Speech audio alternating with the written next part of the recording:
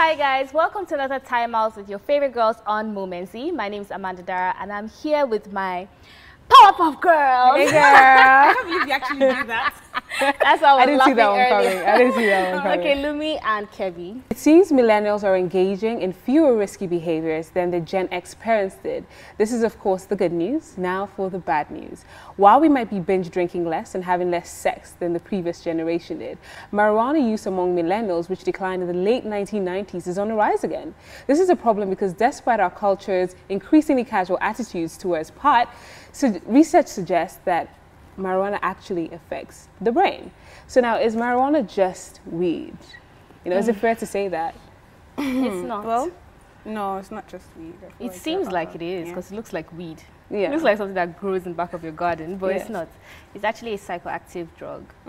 And it actually has a lot of beneficial purposes and a lot of bad things. Bad, what's the word? Negative attributes. Negative, Yeah, and just to establish something, so there are different types of marijuana, so to say. Yeah. So there's the activa, there's the indica, sativa, and hybrid. No, they're like medical names or So basically, sativa is a light green kind of weed, and it affects the mind, so it makes you energetic. So now it clinically treats mood disorders, and some people say that it brings your creative side out. So that is for sativa. Now indica is a more relaxing effect, so it is dark green and it affects the body. So it has a calming effect. So you see a lot of people when they take weed and then they're just zone out and then they're just on their own, or it has like the zombie effect. Now the other one, which is the hybrid, is basically a mixture of different seeds from different locations, different geographical regions and all, to create something that kind of balances both out. So it kind of has like the energetic feel, and it also has the calming effect as well. So I really thought I should just do that, because I feel like a lot of people just take these things without actually even realizing, knowing what they're taking. Your dealer will just tell you purple haze, like, let me take that. Personally, guys, do you really think it's wrong to take weed? Well, I think it is. I think it is, honestly. I mean, I guess, you know, I would have to say that it is because of what I've seen. I would be honest and say I didn't believe it was back in the day. But then I got to a point where I began to see my friends in mental asylums and I had to go visit them. It got crazy. We'll get into all of that. Yeah, I can't wait to hear what you have to say on that. And this conversation is going to get even more interesting because two of our guests will be joining us shortly. Now, one is a musician and the other is a student. So stick around, guys. You're still watching Momency, and we're talking about the most popular illegal drug in the world, which is weed. Now joining us, we have Zarian Uti. He's a multi-genre artist that has sparked up listeners with his emerging sound. With over 200,000 streams on his 6-track debut EP released in November 2017 on all major platforms. Hi, Zarian. Hello. Also here with us is Nwankwo Chinyere. She's an undergraduate of the University of Lagos, Department of English. She's also the owner of Saint Dimphnia, a hair brand. Okay. Wow. That's a crazy name. Where did you come up with that? That's my Catholic name. Oh. What does it mean? Does it have a meaning? You know, the way we have saints in Catholic churches, then Saint Dimphnia she's a patron for emotional cases. Oh. Yeah. So that's where I'm going from. That's deep. I know. Deep one. Welcome to the show. We're talking about Thank something you. deep as well, actually. Not really. Deep. Yeah, we're talking about weed. Yeah. So is weed just weed, or do you think weed is dangerous to you? It's dangerous. Well, I feel like for everything anybody does, I feel like what's more important is the person's intentions, like reason why you're doing this thing. And most times I feel like the reasons why people take weeds are like, most times they feel like emotional issues and all that. And I feel like you cannot use a problem to tackle another problem. So weed is not always the solution. It's not the best thing to do. There are better ways to handle issues. Most times people just take weeds for not very intelligent reasons. It's not. So why do you think that it's on the increase? Because like earlier on we were talking about how in 1990s till now it has increased by like 30%. Why do you think teenagers and young people are taking more weed? Maybe peer pressure. Peer pressure, like that's like, Do you think that's just it? Yeah, I believe so. I don't believe is peer pressure. I just believe that they've not found a reason not to take it. Exactly. Do you understand? Because a lot of people will come out and say, okay, I mean, if America is if America is a civilized country and they smoke weed, it's legalized, we should smoke weed as well. well. So why can't we take it anyway? Yeah. But what would you say? How would you argue that fact with someone that has that mindset? I feel like you do what you want to do with your life, you understand? If you feel like you need to smoke weed to feel better or whatever, you should smoke the weed, you understand what I'm trying to say? Because I wouldn't smoke weed because I don't like weed, you understand what I'm trying to say? Yeah, but have you ever had friends that have? Yeah, I do have friends that smoke weed, and they know I don't smoke weed, so like, yeah, they're like boundaries. But what's the effect of the weed on them? They do crazy things. What's crazy thing? think- What do you mean by crazy? Because I saw an argument on Twitter that said that alcohol is actually worse than weed. People get drunk and then become vicious. People get high and you just imagine stuff. Really? So I'm trying to say, what do you guys mean by crazy? I mean, I always feel this danger when I'm with someone that's high, because I don't know what they're saying, because you know, it's a trip, so you don't really know what's going on, you understand? So I feel this, you know, danger when I'm with people that are high, because they sing different things, and you can't really tell as someone that is sober with them at that point in time. You're talking to that you're taking mushrooms, it's weed. I actually watched it very I've been high before, so I know what I'm saying. So what did you see? I saw different things. I was seeing cartoons. I was seeing games. It was so crazy, like, bro. Oh, your weed was probably laced. What do you mean by laced? Like when they mix other added stuff stuff into to it, it. it's not just Wow. pure weed. I actually saw a very interesting video online, and he actually spoke about the effects of weed on the brain, and he was speaking about how the neurons in our brains, which have the neurotransmitters, how it works and how it sparks, it fires off every time we think, every time we breathe, every time we take an action.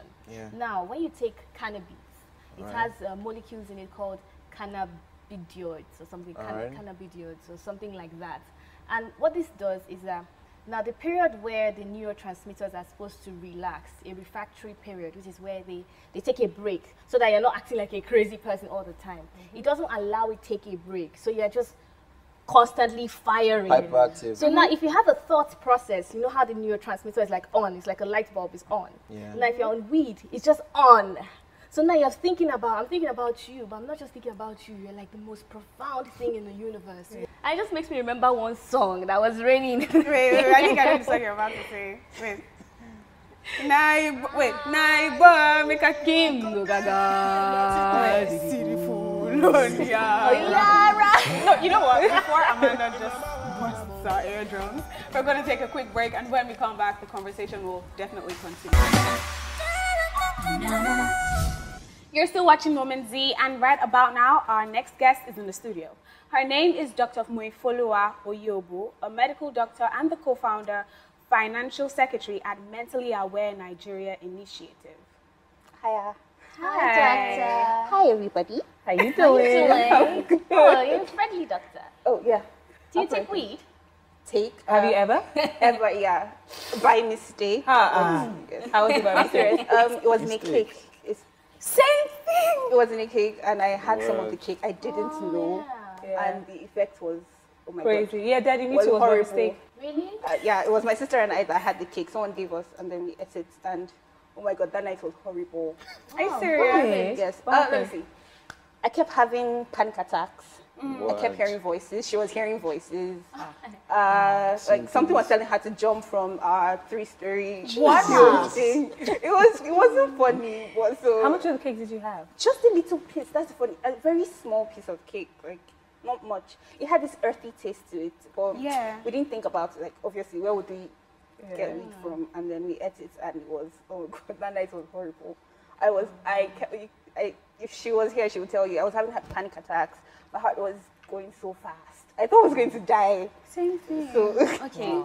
I thought I was going to run mad. You thought we were going I thought I was to... going to Yeah, I run thought mad. I I think I want to speak for another percentage of young people. Yeah. Now, I understand that you're a doctor, and I want to get the effects of weed on the brain and on us. But personally, when I did try it, I felt great. I did feel great. I I'm felt being honest. fabulous, and everything was more colorful, and everything was I was so honestly no, speaking, I agree with you. Like there's that part where everything is heightened, everything is so beautiful. Yeah. Where you're eating and it's like, oh, this is the best food I've you ever get, had. and then you get Yeah. so hungry. And then you get really hungry. You're eat a drinking lot. water. You're like, ah, what's in this water? It's so sweet. Yes, there's that part. But then there's the other part where there's the panicking. So people react differently? Yes, that's the thing. Exactly. Different people react differently. Sorry, I just wanted to ask you, because you said you have a lot of friends or friends that take it. Now, there's this concept that when you take marijuana, when you take weed, you become more creative, you become smarter. I have a friend who and especially a lot of photographers, a lot of artists, before they do anything creative, or musicians as well, before they do anything creative, they kind of have to take weed. Do you believe in that philosophy as well? I definitely do. You do? I definitely do. Why? So your friends are smarter and more creative because of weed? Yeah. I actually think so too. Yeah. Because I was reading. Because like it gives you like a different perception of everything. Yeah. You know, because I feel like when you're sober, you're weak to just your own knowledge and your own abilities. But when you're high, like you have access to so much more. It's like a broader network. But he's saying the truth. Of He's actually ideas. speaking the truth. Because like I've been like high in the studio and I was like trying to rap like Young Thug or like, you know, so it was like I was trying to do so no, you understand? So like you get access to way like much more information than your normal self. It's a bit calm. Because some people try it for the first time and then the effects get so bad that they now have to get checked into a mental health facility. Yeah, but you as a psychologist, have you ever treated any of these cases? Well, yeah. There are so many cases of substance abuse that come to the psychiatric hospital. You see a lot of them. And unfortunately, you can see someone, at least I remember a case that a really huge guy, he came into the hospital. He was brought in by his family members, and apparently he had just tried weed for the first time. But eventually we discharged him. He went home after a couple of weeks. It's just that for him, the effects stayed longer than usual. In a couple of hours, in like maximum 24 hours, the whole the active agents are cleared out of your body, so you're back to your regular state. But for some people, it actually persists, and then they now get to that, like the mentally ill phase of it persists for a while. They have to get checked in, and then.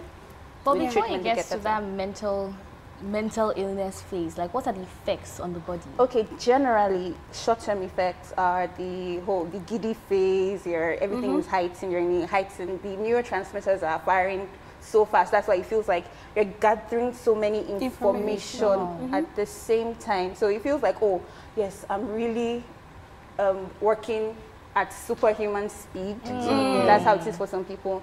Then it can get to that sober phase where it's time for you to sleep, and you sleep for like 14 hours straight. That's how it is for some people. Then some people get to see things. That's where they start hallucinating, and they feel like they're invincible. That's for some people. It usually just goes away within a few hours. That's if you don't have any underlying medical issues. Like now, when it gets to the if you have if you have a heart condition and then you're getting panic attacks, that's not exactly going to help, obviously. So someone can die from that. That is true. But anyway, guys, you know what? I think we should just end the show already. Oh my gosh. Thank you guys so much for coming. Thank you, Dr. Fee. Thank you, Zarion. Thank you, Chinyere, for coming. It was indeed a pleasure having you.